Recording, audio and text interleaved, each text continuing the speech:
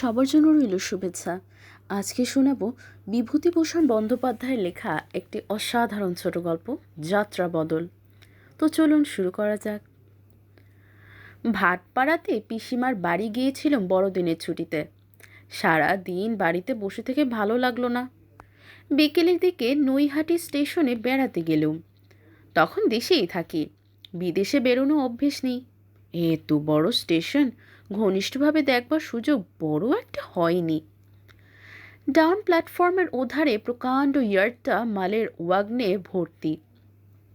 ওভারব্রিজের ওপর দিয়ে যাত্রীরা পুটলা পুটলি নিয়ে যাতায়াত করছে। নানা ধরনের লোকের ভিড়, নানান রকমের শব্দ। দুখানা পাইলট ইঞ্জিন ইয়ার্ডের মধ্যে ওয়াগনের সারি টানাটানিতে ব্যস্ত। ওপারের গাড়ি একখানা ছেড়ে গেল, আর একখানা এখনই আসবে। বাজারের দিকে সাইডিং লাইনে দুখানা কেরোসিন তেলের ট্যাঙ্ক বসানো গাড়ি থেকে তেল নামাচ্ছে। এত মাছি প্ল্যাটফর্মে, কোথাও স্থির হয়ে দাঁড়াবার জো নেই, বসবার জো নেই। যেখানে যায় সেখানেই মাছি ভন ভন করে। চা খাওয়ার ইচ্ছে ছিল, কিন্তু স্টলের অবস্থা দেখে সেখানে বসে কিছু খেতে প্রবৃত্তি হলো না। প্ল্যাটফর্মের ওধারে একটা ছোট ঘর, দৌড় বন্ধ। ঘরটার আশেপাশে পুরনো স্লিপার ও ফিশ প্লেট পড়ে আছে রাশিকৃত। একটি ক্ষুদ্র কুলি পরিবার সেখানে তেরপলের তাঁবু খাটিয়ে তোলা উনুনে আঁচ দিয়েছে। হঠাৎ প্ল্যাটফর্মের সবাই একটু সন্ত্রস্ত হয়ে উঠল। সবাই যেন প্ল্যাটফর্মের ধারে ঝুঁকে কলকাতার দিকে চেয়ে কী দেখবার চেষ্টা করতে লাগলো। একজন হিন্দুস্তানি যাত্রী প্ল্যাটফর্মের নিতান্ত ধারে দাঁড়িয়ে চোখ মুছতে ব্যস্ত। ওপার থেকে একজন কুলি তাকে হেঁকে বলল, বই পড়তে ভালোবাসেন, কিন্তু বই খুঁজতে খুঁজতে বিরক্ত? আচ্ছা, কখন কি মনে হয়েছে আপনার নিজের গল্পটাকে পড়ো? তাহলে বুকস পয়েন্টার অ্যাপ আপনার জন্যই। এটি এমন একটি প্ল্যাটফর্ম যেখানে হাজার হাজার বই এক জায়গায় আপনার হাতের মুঠোয়। আপনার পছন্দের লেখকের উপন্যাস, গল্প বা শিক্ষামূলক কন্টেন্ট সব কিছু সহজেই খুঁজে নিন। আর শুধু পড়াই নয়, আপনি নিজেও লিখতে পারবেন, নিজের লেখা শেয়ার করতে পারবেন, আর তৈরি করতে পারবেন নিজের রিডার কমিউনিটি, তাও একদম ফ্রিতে। অনলাইন প্ল্যাটফর্ম হওয়ায় প্রতিদিনই যোগ হচ্ছে নতুন নতুন বই। ভাবুন তো, আপনার লেখা হাজার মানুষের সামনে। তাই আর দেরি না করে আজই ডাউনলোড করুন বুকস পয়েন্টার অ্যাপ আর শুরু করুন আপনার নিজের গল্পের যাত্রা। ডাক পৌঁছনেওয়ালা, হট যাইয়ে, ডাক গাড়ি আতা হে। কাছের একটি ভদ্রলোক যাত্রীকে জিজ্ঞেস করলাম, কোন ডাকগাড়ি মশাই? তিনি বললেন, দার্জিলিং মেলে সময় হয়েছে।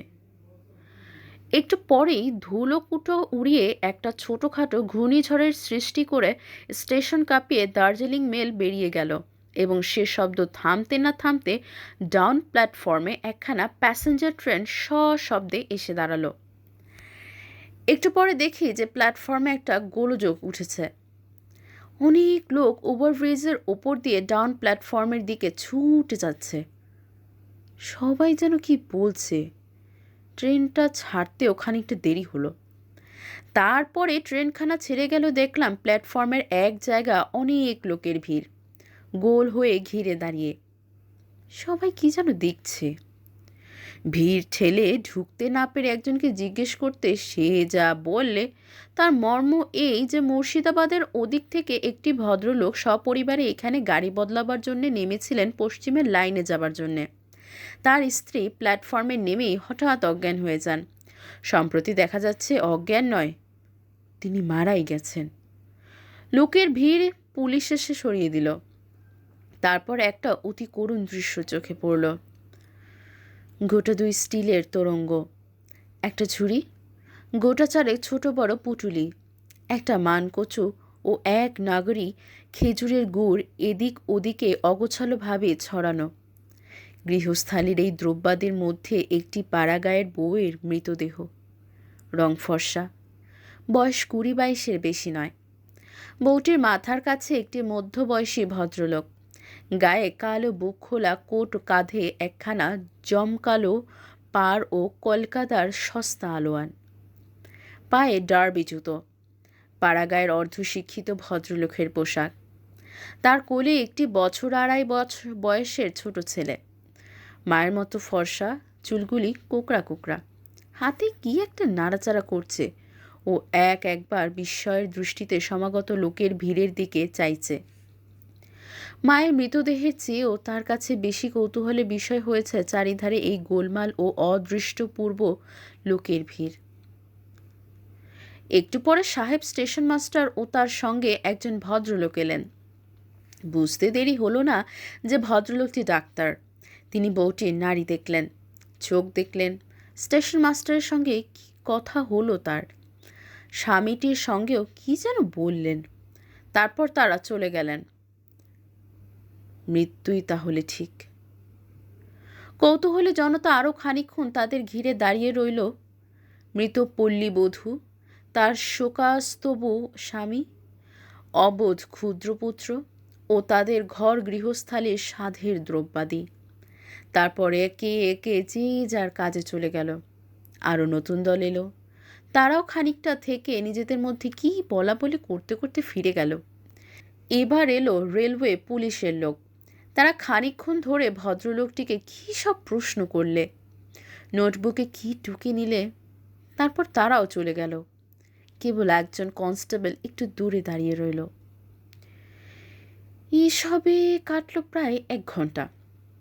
তখন সন্ধে প্রায় হয়। স্টেশনের আলো জ্বালিয়েছে। আপ ডাউন দুদিকের সিগন্যালে লাল সবুজ বাতির সারি জ্বলেছে, কিন্তু তখনও অন্ধকার হয়নি।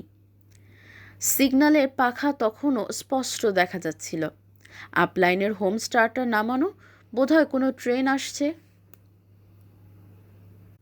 যা হবার তা তো হয়ে গিয়েছে, এখন সৎকারের ব্যবস্থা।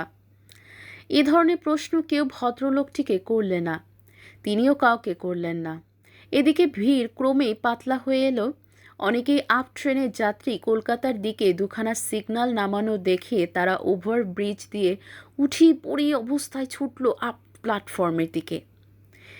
এটা যে গ্রু ট্রেন আসছে তা ভেবে তখন কে দেখে। ভিড়ের মধ্যে বেশিরভাগ ছিল হিন্দুস্তানি কুলি খালাসির দল। তারা খৈনি টিপতে টিপতে নিজেদের কাজে চলে গেল। আমি একটু দূরে দাঁড়িয়েছিলাম। ভদ্রলোক আমাকে হাতছানি দিয়ে ডাকলেন। কাছে যেতেই আকুলভাবে বললেন, মশাই, আপনি তো দেখছেন, একটা ব্যবস্থা করুন দয়া করে। এখন কি করি? আমার মাথা মুন্ডু, এই অচেনা দেশ, তাতে শীতের রাত। আমরা ব্রাহ্মণের দেহ শেষে কি অন্য জাত ছোবে? এই একটা বাচ্চা, এরই বা উপায় কী করি? মুখে অবশ্যই তাকে সাহস দিলাম, কিন্তু তারপর আধ ঘন্টা এদিক ওদিক ঘুরেও সৎকারের কোনো ব্যবস্থাই আমায় দিয়ে হয়ে উঠল না। না আমাকে কেউ চেনে, না আমি কাউকে চিনি। অধিকাংশ লোকই বলে তারা যাত্রী, এই ট্রেনেই তাদের অমুক জায়গায় যেতে হবে। কেউ কথা শোনে না। আকস্মিক ব্যাপারের উত্তেজনাটুকু কেটে যাবার পর সবাই বুঝেছে বেশি ঘনিষ্ঠতা করতে গেলে এই শীতের রাত্রে দুর্ভোগ আছে কপালে। কাজেই সবাই আমায় এড়িয়ে চলতে চায়। অবশেষে একজন টিকিট কালেক্টরকে কথাটা বললুম। অনেক সাধ্য সাধনার পরে তাকে রাজি করানো গেল। তিনি বললেন, কিন্তু আমি আর আপনি এতে তো হবে না। আপনি দাঁড়ান, আমি দেখে আসি। একটু পরে একজন অতি কদর্য চেহারার ময়লা কাপড় পরা লোককে সঙ্গে করে তিনি ফিরে এলেন। আমায় বললেন, শুনুন মশাই, লোক যেতে চায় না কেউ শীতের রাতে। এই লোকটি ভালো বামুন, আমাদের স্টেশনে পাউরুটির ভেন্ডার, এ যেতে রাজি হয়েছে।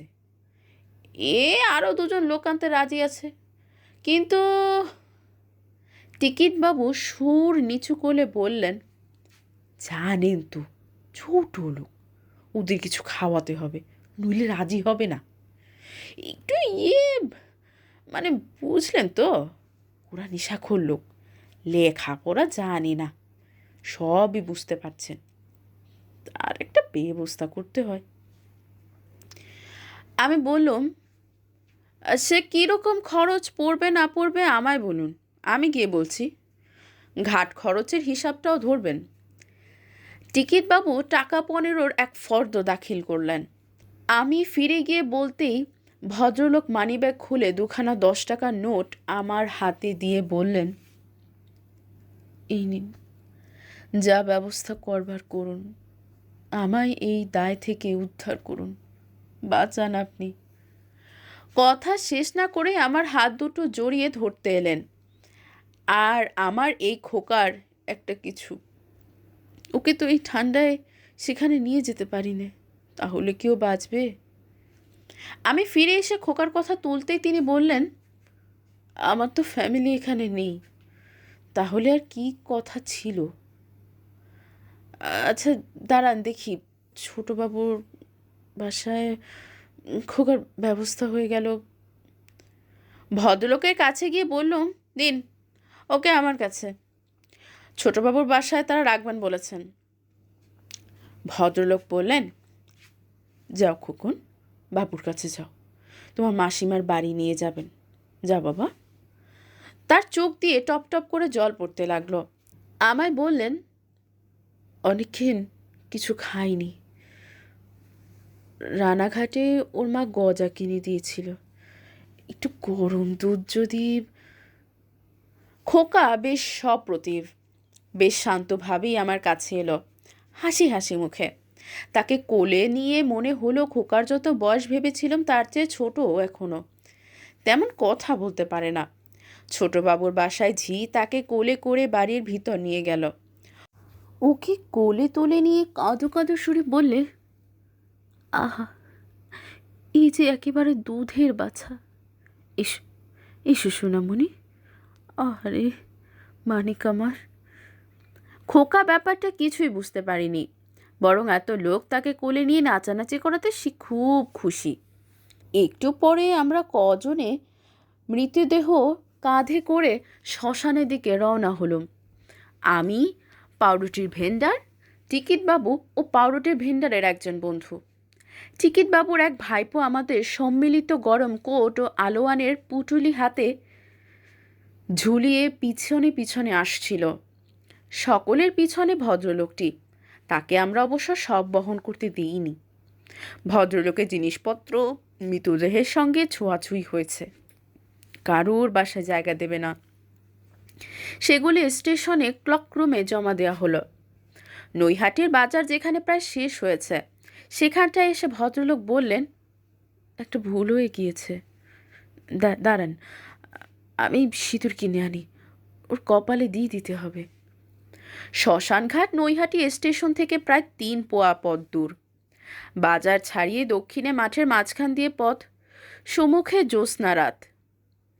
সন্ধ্যার পরে মেঘশূন্য আকাশে ফুটফুটে চাঁদের আলো ফুটেছে, কনকনে হাড় কাঁপানো শীত, মাঝে মাঝে পৌষ রাত্রির ঠান্ডা হাওয়া বাধাশূন্য প্রান্তরে আমাদের শিরার উপশিরার রক্ত জমিয়ে দিচ্ছে। তার উপরে মুশকিল, আমন ধানের জমির উপর দিয়ে পথ, ধান কাটা হয়ে গিয়েছে, শীতের ঘায়ে ধানের গোড়াগুলো পায়ে যেন কুশাঙ্কুরের মতো বিচ্ছিল। হঠাৎ পিছন থেকে ভদ্রলোক মেয়ে মানুষের মতো আকুল সুরে কেঁদে উঠলেন। আমরা অবাক হয়ে ফিরে চাইলুম। টিকিটবাবু বললেন, ও ও কি মশাই, ও কি, তো হলে চলবে কেন? জি, আসুন, এগিয়ে আসুন। পুরুষ মানুষ কি অমন অসহায়ভাবে কখনো কাঁদতে শুনিনি। তখন বয়স ছিল অল্প। লোকটির কান্না শুনে যেন আমার চোখও অশ্রু সজল হয়ে উঠল। তারপর তিনি চুপ করলেন। আমরা সবাই আবার চুপচাপ চলতে লাগলাম। শ্মশানে যখন পৌঁছানো হলো, রাত তখন 7:30 হবে। মৃতদেহ চিতায় উঠানো হলো। সেই সময় সর্বপ্রথম লক্ষ্য করলাম বধূটির 2 পায়ে আলতা। কোথাও বেরোতে হলে গ্রামের মেয়েরা পায়ে আলতা পরে থাকে জানতাম। মনটা কেমন খারাপ হয়ে গেল। মেয়েটি কি ভেবেছিল আজ কোন যাত্রার জন্যে তাকে দুপুরে আলতা পরতে হয়েছিল? কপালে খানিকটা সিঁদুর ভদ্রলোকটি নিজেই দিয়েছেন। বধূটিকে সর্বপ্রথম এই ভালো করে দেখে মনে হলো সত্যই সুন্দরী, টানা টানা জোড়া ভুরু, পাণ্ডুর বর্ণের গৌরমুখ, অনিন্দ দেহকান্তি, মৃত্যুতেও যেন ম্লান হয়নি। মুখের চেহারা দেখে মনে হয় যেন ঘুমিয়ে পড়েছে। মনে হচ্ছে গোলমালে এখনই ঘুম ভেঙে পড়বে বুঝি। জ্বলন্ত চিতার একটু দূরে সেই পাউরুটি ভেন্ডার ও তার বন্ধু। পাউরুটি ভেন্ডার আমার দিকে চেয়ে দাঁত বার করে হেসে বললে, যাক, আজ শীতের রাতটা কাটবে ভালো, কি বলেন? লালু চক্রবর্তীর পরোটার দোকানে পরোটা ভাজতে দিয়ে এসেছি। আমাদের শশী আচার্যকে বসিয়ে রেখে এসেছি। রাত 12টার মধ্যে এখানকার কাজ শেষ হয়ে যাবে। গরম গরম, বেশ, তার বন্ধু বললে। মাংস কতটা? কুলোবে তো? বাহ, জোনাজাত 1.5 পোয়া হিসেব করে দিয়ে এসেছি। মোট 300। কজন আছি? আমরা, তুমি, আমি, যতীনবাবু, যতীনবাবুর ভাইপো লালু, শশী আচার্যি। আমার দিকে আঙ্গুল দিয়ে, এই বাবু। আমি বললুম, আমি খাবো না। দুজনেই আশ্চর্য হয়ে আমার দিকে চাইল। আমার কথা যেন বুঝতেই পারলেও কিংবা বুঝে বিশ্বাস করতে পারলে না। পাউরুটি ভেন্ডার বললেন, খাবেন না কিছু? সে কি মশাই, এই হাড় কনকনে পৌষ মাসের রাত, খাবেন না তো এলেন কেন? পাগল, তার বন্ধু বললে। খাবেন না কেন? ভালো জিনিস মশাই, আমরা নিজে দাঁড়িয়ে থেকে কি নিয়েছি? খাসা চর্বিওয়ালা খাসি। লালু চক্রবর্তী নিজে রাঁধবে, অমন মাংস রাঁধিয়ে গঙ্গার এপারে পাবেন না। ও যে দেখছেন নৈহাটি বাজারের চাটের দোকানখানা, শুধু ওর রান্নার গুণে আজ 15 বছর একভাবে দাঁড়িয়ে রয়েছে, দেখবেন খেয়ে। এই সময় টিকিটবাবুর ইশারায় দুজনই অন্যদিকে একটু দূরে কী জন্য উঠে গেল এবং একটু পরেই আবার নিজেদের জায়গাটিতে মুখ মুছতে মুছতে এসে বলল, আমায় বললে আপনার চলে না বুঝি? আমি বললুম, কি? একটু আধটু এই শীতের রাতে, নইলে চলে কি করে বলুন? বেশ ভালো মাল। কেন এদের টিকিটবাবু দেখেছে ওদিকে, তখন ব্যাপারটা বুঝলুম। ও আমার চলে না শুনে তারা আরও আশ্চর্য হয়ে গেল। এই শীতের রাতে শ্মশানে আসবার স্বার্থটা যে আমার কি, এ তারা ভেবেই পেলে না। আমার দিকে আর কোনো মনোযোগ না দিয়ে তারা নিজেদের বিষয়ে কথাবার্তা বলতে লাগলো। নৈহাটি স্টেশনে পাউরুটির ব্যবসা করে আর কেউ কিছু করতে পারবে না। রেল কোম্পানির লাইসেন্সের দাম ক্রমেই বাড়ছে। তার উপরই শিখেরা এসে চায়ের স্টল খুলে ওদের অর্ধেক ব্যবসা মাটি করেছে। খরচা উঠাই দেয়। দেশে সুবিধা নেই, তাই ওরা পেট ভাতা এখানে পড়ে আছে। নইলে কাঁথিতে ওদের অমন চমৎকার দোকান ছিল। পাউরুটি ভেন্ডারটির নাম বিনোদ বাড়ুচ্ছে। সে আর একবার উঠে গেল ওদিকে। আমি ওর বন্ধুকে জিজ্ঞেস করলুম, খাবার টাবার কত খরচ হলো? তা প্রায় 7 ধরুন, কিছু মিষ্টিও আছে। তাছাড়া 2-1টা আপনার তো দেখছি ওসব চলে না। বিনোদ ফিরে এসে নিজেদের মধ্যে আবার গল্প শুরু করলে। হঠাৎ আমার মনে পড়ল আমার গরম কোটের পকেটে বিস্কুট আছে, নৈহাটির প্ল্যাটফর্মে কিনেছিলাম সেই, কিন্তু খাওয়া হয়নি। টিকিটবাবুর ভাইপোকে ডেকে বললুম, আমার কোটের পকেটে বিস্কুট আছে, দয়া করে আমার মুখে খান কতক ফেলে দিন না। এই হাত আর ওতে দেব না। আমায় ওভাবে বিস্কুট খেতে দেখে টিকিটবাবু অবাক হলেন। আমি সব ছুঁয়ে স্নান না করেই বিস্কুট খাচ্ছি। আমায় বললেন, আপনার খুব খিদে পেয়েছে দেখছি, তা চলুন নৈহাটিতে ফিরে, খুব খাওয়াবো। আমি বললুম, আমি খাবো না কিছু।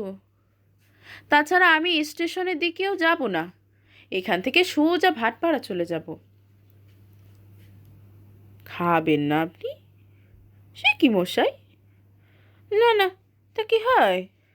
উতুটা মাংস। ওহে বিনোদ, কাঠ দাও ঠেলে, বসে বসে গল্প গুজব করবার জন্য তোমাদের আনা হয়নি। টিকিটবাবু আমার দিকে চেয়ে আবার কি বলতে যাচ্ছিলেন, কিন্তু আমি তাকে সে সুযোগ না দিয়েই নিজের জায়গাটিতে গিয়ে বসে পড়লুম। বিনোদ বাড়ুচ্ছে চিতায় কাঠ ঠেলে দিয়ে ফিরে এসেছে। দুই বন্ধু মুখের বিরাম নেই। এবার তারা কার বিয়ের কথা আলোচনা করছে, বোধ হলো বিনোদ বাড়ুচ্চের ভাইয়ের। বিনোদ এক পয়সা সাহায্য করতে পারবে না। ভাতৃদ্বিতীয়াতে বিনোদের বউ ওর কাছে টাকা পাঠিয়েছিল, সেই 2 টাকা বাড়িতে মানি অর্ডার করে দেয়। সোজা লিখে দিলাম 2 টাকার বেশি হবে না, এতে ভাই দুটিয়েই করো। বিনোদের বন্ধুটি বললে, আর বোন দুটিয়েই করো। কি বলো? বিনোদ দুপাটি দাঁত বের করে হেসে বলল, হ্যাঁ হ্যাঁ তাই বলি, বিয়ে করলেই হয় না। তুলো দেখতে নরম, ধুনোতে লবে যান। বিয়ে করে এই বাজারে সংসারটি চালানো সে বড় ঠেলা। রাত অনেক বেশি, বোধহয় 11টা। হালিশহর জুট মিলের আলোর সারি নিভে গিয়েছে। প্রকাণ্ড একটা অশরীরী পাখি যেন জ্যোতির্ময় পাখা মেলে গঙ্গার উপর উড়ে বেড়াচ্ছে। একবার সেটা যেন জলের কাছাকাছি আসছে। স্নিগ্ধ জ্যোতির বিশাল প্রতিবিম্ব ফুটে উঠছে গঙ্গার বুকে। আবার যখন দূরে চলে যাচ্ছে, তখন অল্প সময়ের জন্য সে জায়গাটা অন্ধকার। আবার আলো ফুটে উঠল, আবার অন্ধকার। এতক্ষণ ভদ্রলোকটি চিতার শিয়রের একটু দূরে চুপ করে বসেছিলেন। হঠাৎ তিনি আমার পাশে উঠে এলেন, বললেন, খোকা বোধহয় এতক্ষণ ঘুমিয়ে পড়েছে। কি বলেন?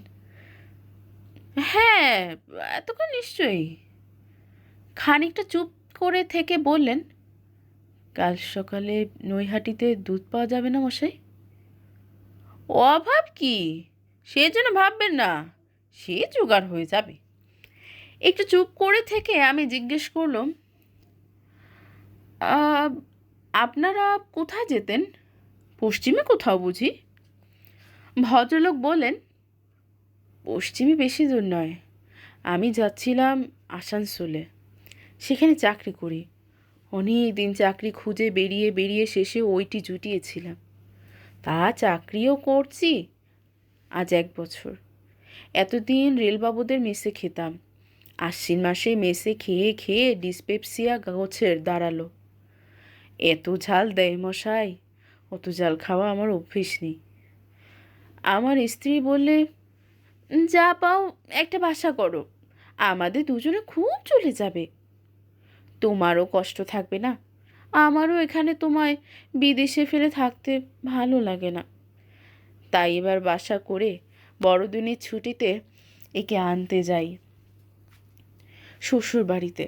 সেখানেই বিয়ের পর আজ 4-5 বছর রেখে এসেছিলাম।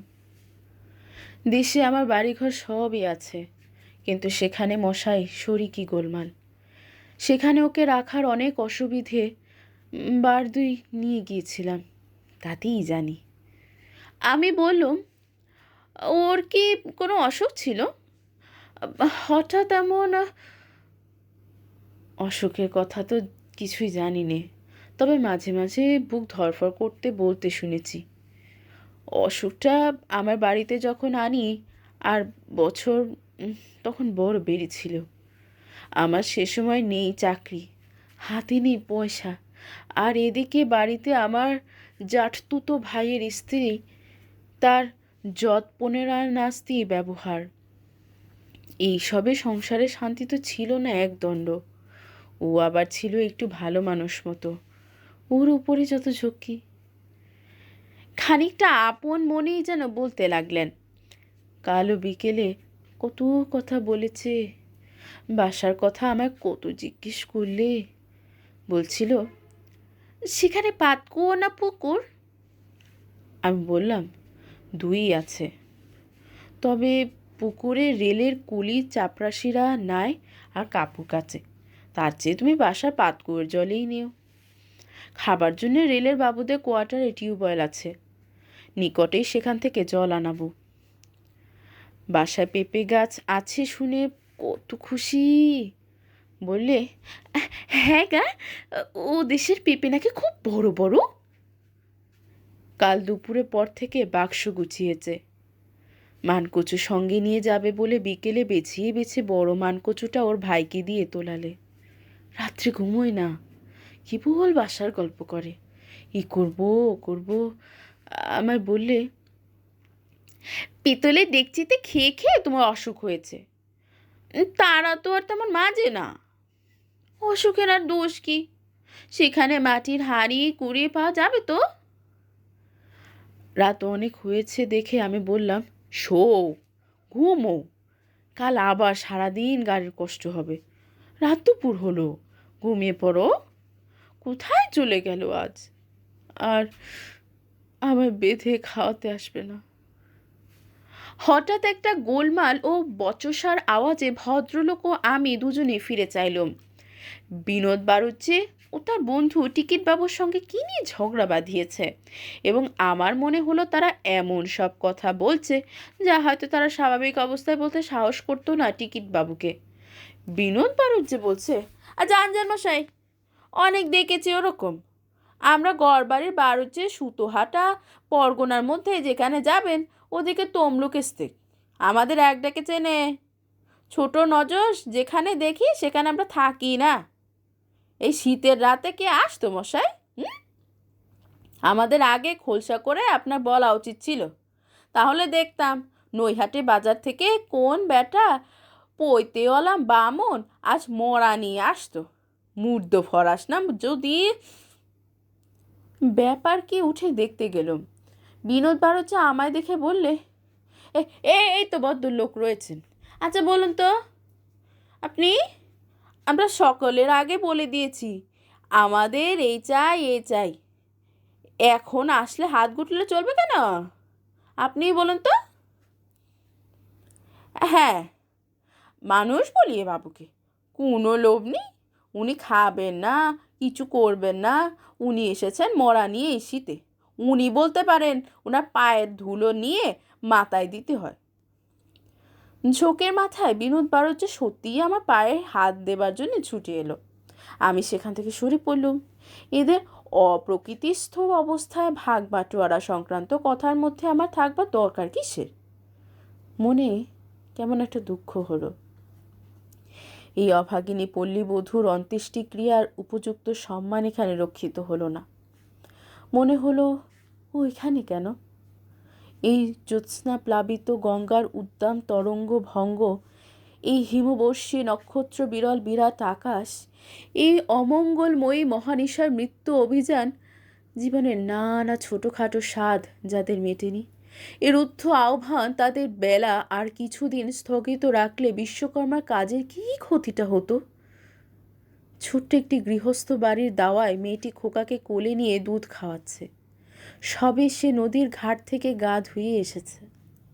পায়ে আলতা, কপালে টিপ, খোপাটি বাঁধা, ওকে মানায় জীবনের সেই শান্ত পটভূমিতে। শ্মশানে মাতালির হুড়ুহুড়ির মধ্যে ওকে এনে ফেলা যেমনি নিষ্ঠুর তেমনি অশ্লীল। রাত দুপুর। বিনোদ বাড়ুজ্জে হঠাৎ কী মনে করে আমার পাশে এসে বসল। সে আমার প্রতি অত্যন্ত ভক্তিমান হয়ে উঠেছে। আমি কি করি, কোথায় থাকি, বাড়িতে কী কী আছে, এসব নানা প্রশ্নে ব্যতিব্যস্ত করে তুলল। আপনি মশাই এর মধ্যে বই পড়তে ভালোবাসেন, কিন্তু বই খুঁজতে খুঁজতে বিরক্ত। আচ্ছা, কখন কি মনে হয়েছে আপনার নিজের গল্পটাকে পড়ো? তাহলে বুকস পয়েন্টার অ্যাপ আপনার জন্যই। এটি এমন একটি প্ল্যাটফর্ম যেখানে হাজার হাজার বই এক জায়গায় আপনার হাতের মুঠোয়। আপনার পছন্দের লেখকের উপন্যাস, গল্প বা শিক্ষামূলক কন্টেন্ট সব কিছু সহজেই খুঁজে নিন। আর শুধু পড়াই নয়, আপনি নিজেও লিখতে পারবেন, নিজের লেখা শেয়ার করতে পারবেন, আর তৈরি করতে পারবেন নিজের রিডার কমিউনিটি, তাও একদম ফ্রিতে। অনলাইন প্ল্যাটফর্ম হওয়ায় প্রতিদিনই যোগ হচ্ছে নতুন নতুন বই। ভাবুন তো, আপনার লেখা হাজার মানুষের সামনে। তাই আর দেরি না করে আজই ডাউনলোড করুন বুকস পয়েন্টার অ্যাপ আর শুরু করুন আপনার নিজের গল্পের যাত্রা। মানুষ চিনি মশাই, আজ না হয় দেখছেন স্টেশনে পাউরুটি ফ্রি করি। আমরা গড়বাড়ির বাড়ুজ্জে। যান যান, যদি কখনো ওদিকে পায়ের ধুলো ঝেড়ে দিলেই বুঝতে পারবেন। সুতোহাটা পরগনার মধ্যে। সব শেষ হতে রাত 1টা বাজল। চাঁদ ঢলে পড়েছে। চিতা ধুতে গিয়ে ভদ্রলোক আবার হাউ হাউ করে কেঁদে উঠলেন। আমরা অনেক সান্ত্বনা দিয়ে তাকে থামালো। আমি ওদের কাছ থেকে বিদায় নিয়ে সোজা পিসিমার বাড়ি চলে আসব। ওরা কিছুতেই ছাড়ে না, টিকিটবাবু বললেন, আসুন আসুন, অতটা মাংস খাবে কি? সব গরম গরম পাবেন। আমার বলে দেওয়া আছে, রাত 12টার পর তবে ময়দায় জল দেবে, গিয়ে গরম গরম। চলুন মশাই। অতি কষ্টে ওদের হাত এড়িয়ে পিসিমার বাড়ি ফিরল। কিন্তু সকালে উঠেই খোকাকে দেখবার ইচ্ছে হলো। 7:30টার ট্রেনে নৈহাটি গিয়ে ছোটবাবুর বাসায় হাজির। খোকা নাকি অনেকক্ষণ উঠেছে। ভোরবেলা থেকে মায়ের কাছে যাবার জন্য কাঁদছিল। বাসার মেয়েরা অনেক কৌশলে থামিয়ে রেখেছেন। ভদ্রলোকটিও এলেন। তিনি টিকিটবাবুর বাসায় রাত্রে শুয়েছিলেন। দেখে মনে হলো রাত্রে বেশ ঘুমিয়েছেন। খোকা এখন আর কাঁদছে না। বাসার মেয়েরা কমলা লেবু দিয়েছে হাতে, তাই খেতে খেতে ঝিয়ের কোলে বাইরে এলো। ঝি বললে, কাল ছোটবাবুর বউ নিজের কোলের কাছে ওকে নিয়ে শুয়েছিলেন। জেগে উঠলে মুখে মাই দিয়েছেন। রাতের ঘুমের ঘোরে ও ভেবেছে ওর মা, কিন্তু ভোরে উঠেই সে কি কান্নাটা! কেবল বলে, মা যাবো মা যাবো। আহা বাছা আমার, মানিক আমার। একটু পরে আমি ভদ্রলোককে ট্রেনে তুলে দিতে গেলুম, খোকাকে কোলে নিয়ে। তিনি এই ট্রেনে মুর্শিদাবাদের শ্বশুরবাড়ি ফিরে যাবেন। আমায় বললেন, কি করে সেখানে ঢুকবো মশাই, ভেবে আমার হাত পা আসছে না। তবে যেতেই হবে। খোকাকে ওর দিদিমার কাছে দিয়ে আসবো, নইলে কে দেখবে আর ওকে। তারপর পাগলের মতো হাসি এসে বললেন, যাত্রাটা বদলে আসি মশাই, কি বলেন? হ্যাঁ হ্যাঁ। আমি বললুম, টিকিট বাবু, কাল আপনাকে কিছু ফেরত দিয়েছেন?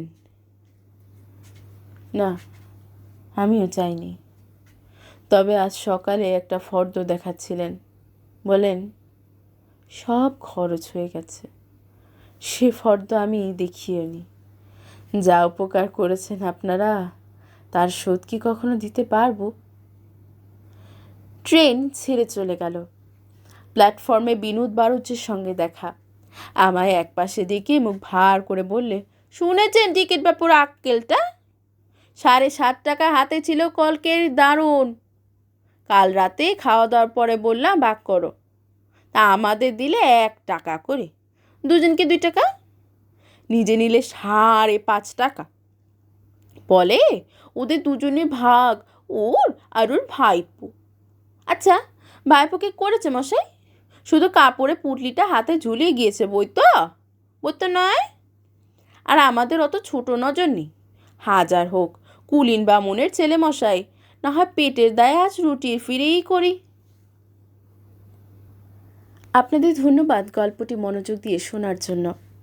আপনাদের কেমন লেগেছে জানাতে ভুলবেন না। গল্পটি ভালো লাগলে শেয়ার করুন এবং চ্যানেলে সাবস্ক্রাইব করুন নতুন নতুন গল্প শোনার জন্য। ধন্যবাদ সবাইকে।